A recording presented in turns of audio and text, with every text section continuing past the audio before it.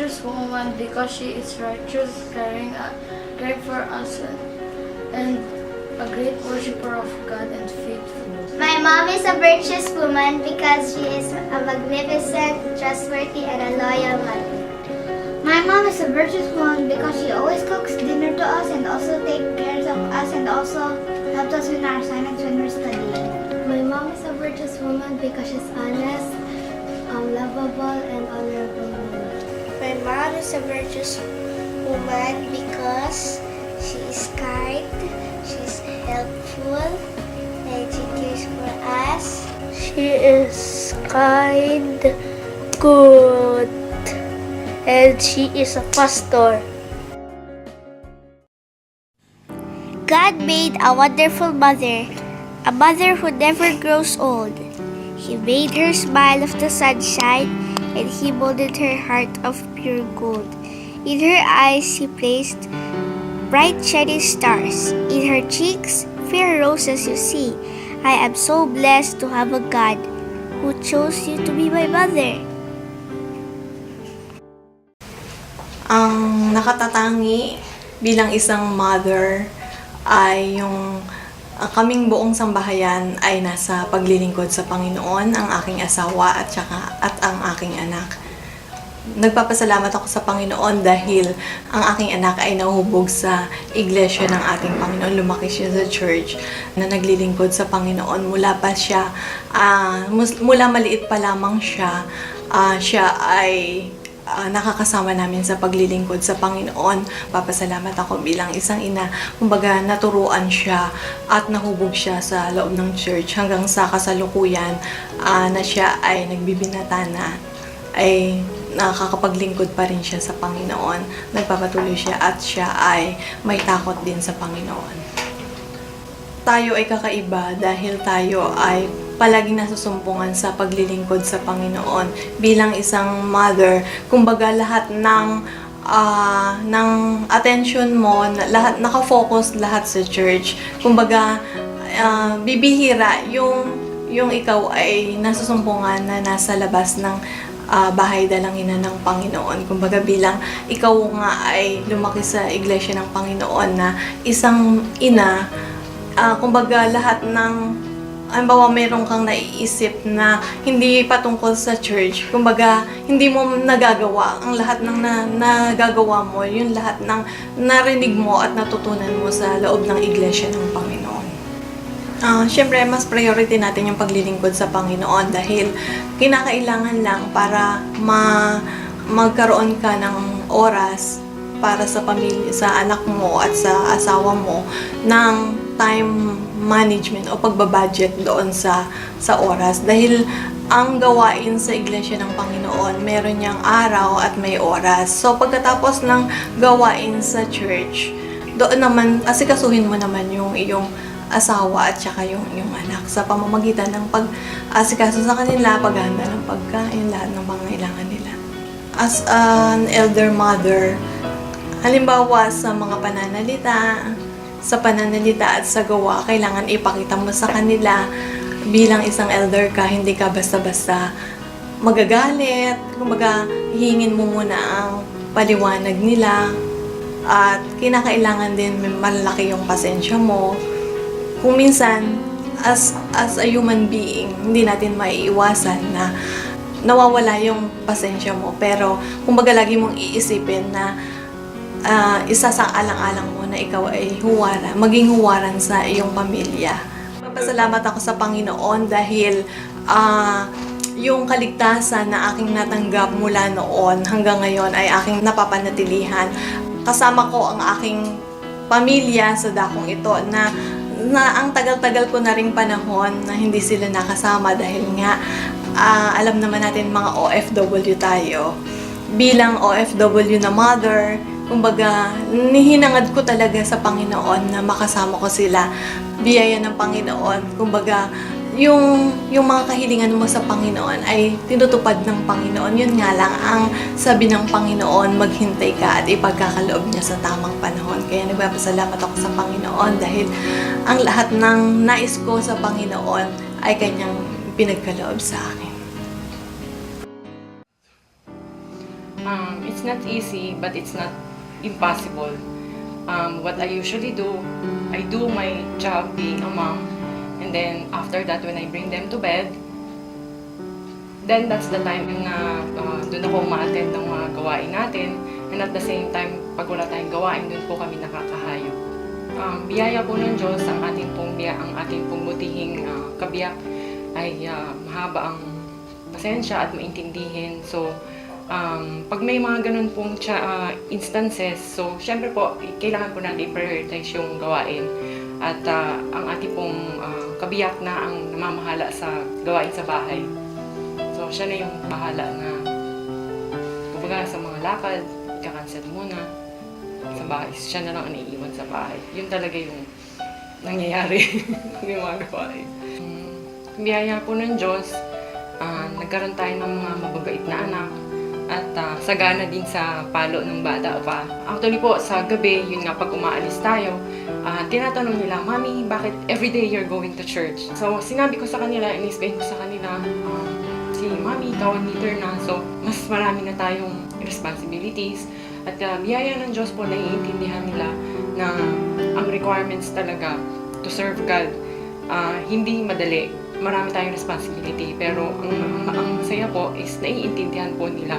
Being habang bata pa sila, naiintindihan na nila ang paglilingkod sa ating Panginoon. Biyaya po ng Diyos. Ang constant prayer ko sa Kanya ay ang pag-iingat niya sa aming pamilya, at ang lagi ko pong iniluluhod ay ang makasama ko ang aking asawa sa paglilingkod sa kanya, at yung mga anak ko din po sa paglaki nila ay makasama ko din po sila.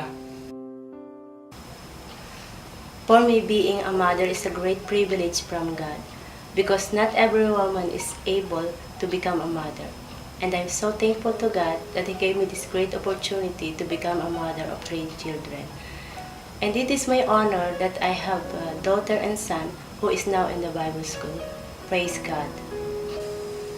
Nagpapasalamat po ako sa Panginoon sapagkat bilang isang ina, tunay ngang napakalaking biyaya na ipinaunawa niya sa amin na ang kanyang mga salita ay talagang tunay at buhay na nararapat nating sampalatayanan. Ito po yung nagdala sa amin upang hindi maging mahirap na magbigay kami ng prioridad sa Panginoon. Natatandaan ko po nung bago pumasok sa Bible school ang aking mga anak na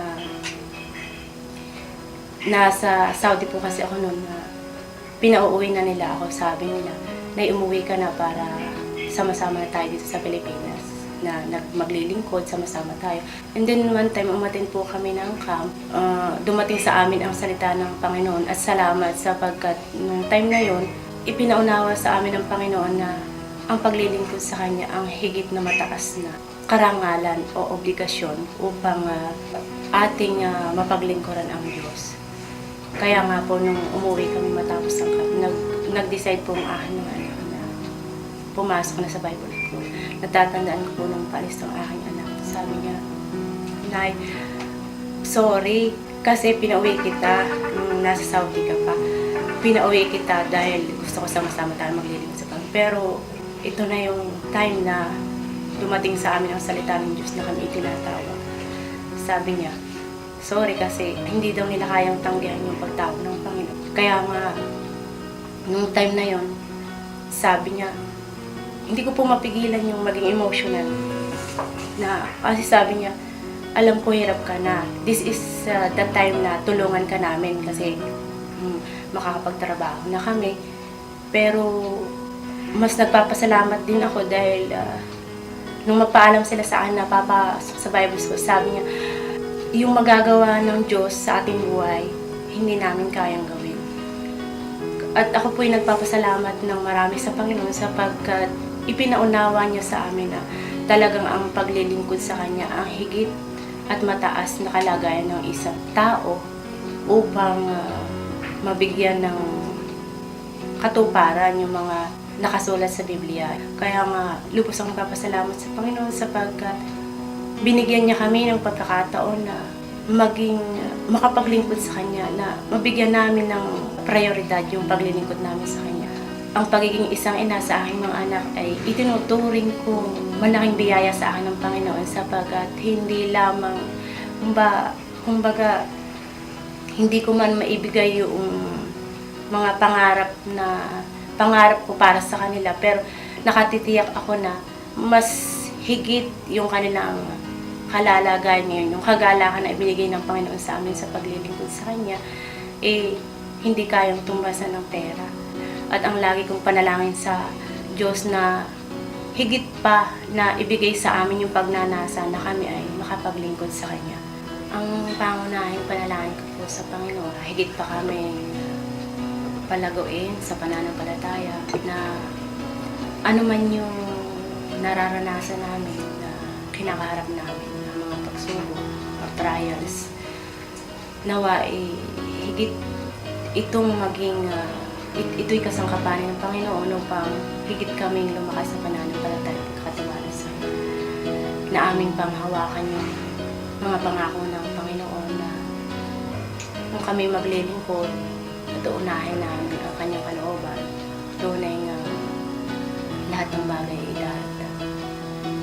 Maging sa aking mga anak na nasa Bible School, nawa higit pang palaguin ng Panginoon, lalong-lalo na sa kanilang ministry. Bigyan sila ng pusong mapagpakumbaba at kahandaan ng pagsunod sa mga at pagpapasaw sa mga nakatataas sa kanila. Salamat sa Panginoon. The greatest thing of being a mother is not just fulfilling the role in procreation, but also being a good steward of God's gift, which is our children. Ang isang napakalaking biyaya ng Diyos na ako ay mabiyayaan ng isang anak, sapagkat hindi lahat ng, sabi ko na lahat ng mga babae ay nagkakaroon ng pagkakataon na mabiyayaan ng isang anak. At bilang isang magulang, hindi lamang sa pagkakaroon ng isang anak nagtatapos ang responsibilidad on how he would become when he will grow, when he grows, is also a great responsibility on my part. At sa biyaya ng Panginoon, ito ay tinatanaw ko na isang napakalaki bagay na pinagkatiwala ng Diyos sa akin bilang isang ina, bilang isang naglilingkod sa Diyos, at bilang isang ina at bilang isang asawa. I always consider these roles as very challenging. Sa biyaya ng Panginoon, binigyan tayo ng abilidad at talento ng Diyos upang ating magawa ang pinakamabuti sa anumang pinagkatiwala sa atin ng Panginoon. Ngunit talaga sa mga panahon na kinakailangan na unahin natin ang gawain para sa Panginoon, ito talaga yung dapat na maging priority natin. Ang biyaya ng Diyos, kapag kasama mo ang iyong sangbahayan na naglilingkod, ito ay naunawaan nila. There are really times that I really have to prioritize ang aking mga ministeryo na dapat gawin para sa gawain ng Panginoon. Kumbaga, hindi rin naman na wala ka na ring time sa family mo, sapagkat ang Diyos rin naman ay naglalaan ng kaaliwan mo na kung saan meron ka rin namang time para sa family mo. Pero sa panahon talaga ng mga gawain, kumbaga, nandyan yung top priority mo, which is yung gawain mo talaga para sa Panginoon. Ang constant prayer ko sa Diyos patungkol sa aking pamilya, sa aking asawa at sa aking anak, ay ang lagi nilang mahalin at i-treasure ang pananampalataya sa Diyos, ang pag-ibig sa Diyos. Sapagkat ito ay isang napakalaking biyaya sa bawat isa sa amin. Ang constant prayer ko rin na papagbungahin sila sa bawat mga ministeryo at maging sa personal nila na buhay, that in all their endeavors, God will make them prosperous. Hindi lamang sa kalagayang personal, higit sa lahat, ito din ay sa kalagayang espiritual. Yun bang patuloy silang makapaglingkod sa Panginoon at lagi nilang mahalin ang paggawa at paglilingkod sa Diyos.